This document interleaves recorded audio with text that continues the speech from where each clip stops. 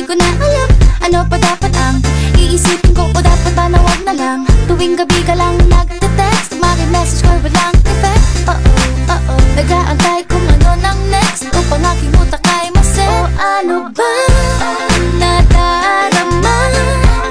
Huwag nang paligoy-ligoy-ligoy, paligoy-ligoy pa. Pwede ba huwag ka nang magrama? Huwag nang paligoy-ligoy-ligoy, paligoy-ligoy pa.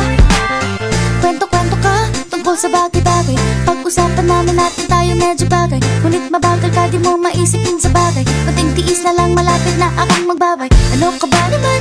Ganyan-ganyan na lang.